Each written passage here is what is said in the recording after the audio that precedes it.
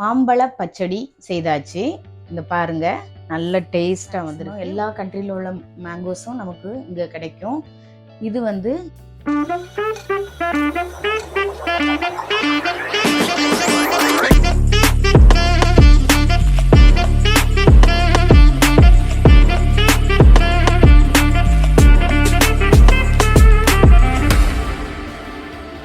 Welcome to judge family.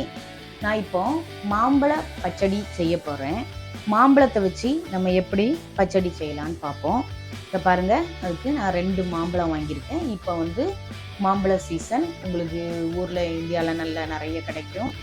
ஒரே மாம்பழ juice, மாம்பழம் இது கட் பண்ணி சாப்பிடுவோம், அல்லது ஸ்மூத்தி போட்டு சாப்பிடுவோம், மாம்பழ லஸ்ஸி சாப்பிடுவோம். இது வந்து நம்ம சோறு கூட ஆஃப்டர்நூன் வந்து லஞ்சுக்கு நீங்கள் சாப்பிட்ற மாதிரி ஒரு டிஷ் நான் உங்களுக்கு செய்து காட்ட போகிறேன். வாங்க எப்படி செய்யலான்னு பார்ப்போம். பச்சடி செய்ய போகிறோம்ல, இது செய்யறதுக்கு தேவையான பொருட்கள் என்னெல்லாம்னு சொல்கிறேன். சீரகம் வந்து ஒரு 1/4 டீஸ்பூன் எடுத்துக்கோங்க. கடுகு வந்து ஒரு 1.5 டீஸ்பூன் எடுத்துக்கோங்க. சால்ட்டு, தேங்காய் இந்த அளவு எடுத்துக்கோங்க. தயிர் வந்து ஒரு 2 டேபிள் ஸ்பூன் எடுத்துக்கோங்க. அப்புறம் பச்சை மிளகா 2, காஞ்ச மிளகா ஒரு 3, கருவேப்பிலை, 2 மாம்பழம். தாளிக்கிறதுக்கு நம்ம தேங்காய் எண்ணெய் எடுத்து வச்சுருக்கேன். வாங்க எப்படி செய்யலான்னு பார்ப்போம். யூஏஇயில் எல்லா கண்ட்ரிலையும் இருந்தும் மேக்ஸிமம் எல்லா கண்ட்ரியில் உள்ள மேங்கோஸும் நமக்கு இங்கே கிடைக்கும். இது வந்து இந்தியாவில் உள்ளது தான். நீலம் மேங்கோ. மாம்பழத்தை கட் பண்ணி எடுத்துக்கிடுவோம்.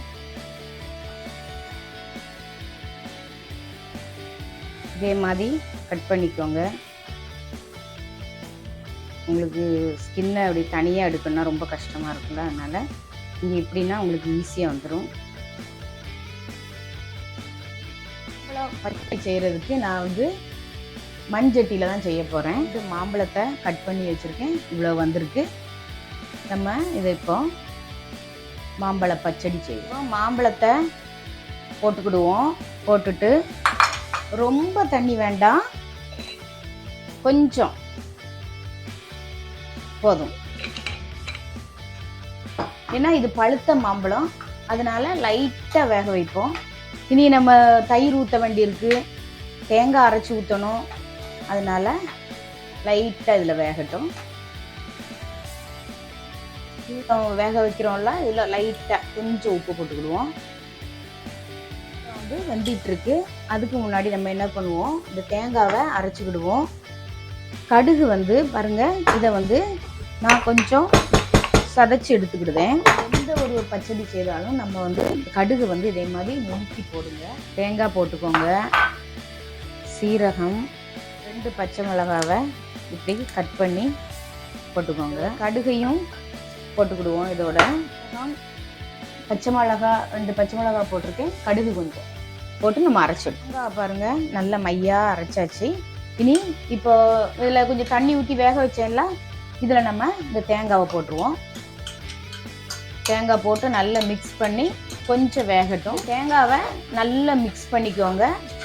இதோட நல்லா மிக்ஸ் பண்ணி வரும்போது அது நல்ல டேஸ்ட்டாக வரும். இந்த தேங்காவை கொஞ்சம் வேக வச்சுக்கோங்க, ரொம்ப வேக வைக்க வேண்டாம், லைட்டாக வெந்தால் போதும். அடைச்சி வச்சு ஒரு 2 மினிட்ஸ் வேக வைங்க. இப்போ வந்து கொஞ்சம் வெல்லம். இப்போ நம்ம பச்சை மாங்காய் பச்சடினா வந்து நிறைய போடுவோம். இது வந்து பழுத்ததுனால நான் கொஞ்சமாக போடுறேன். இந்த அளவு போட்டால் போதும். தேங்காய் வெந்துட்டு போதும், இவ்வளோ வெந்தால் போதும். வந்து தயிர் சேர்த்துக்கிடுவோம். ஒரு 2 டேபிள் ஸ்பூன் தயிர் எடுத்துக்கோங்க. ஸ்டவ் ஆஃப் பண்ணிடுங்க தயிர் போட்டதுக்கப்புறம். இப்போ பாருங்கள், நம்ம தயிரெல்லாம் மிக்ஸ் பண்ணியாச்சு. இனி வந்து இறக்கிட வேண்டியதான்.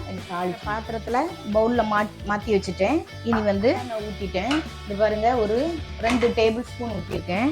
இந்த அளவுக்கு நம்ம கடுகு போட்டுக்கிடுவோம். காஞ்ச மிளகாய் போட்டுக்கோங்க.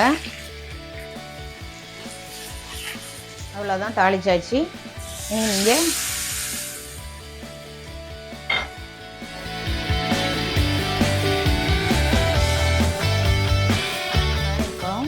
எம்மியான மாம்பழ பச்சடி செய்தாச்சு.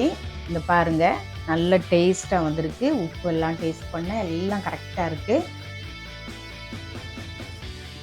நீங்களும் இதே மெத்தடில் செய்து வீடியோ பிடிச்சிருந்ததுன்னா லைக் பண்ணுங்கள், ஷேர் பண்ணுங்கள், சப்ஸ்கிரைப் பண்ணுங்கள், கமெண்ட் பண்ணுங்கள். Okay friends, thank you so much. By.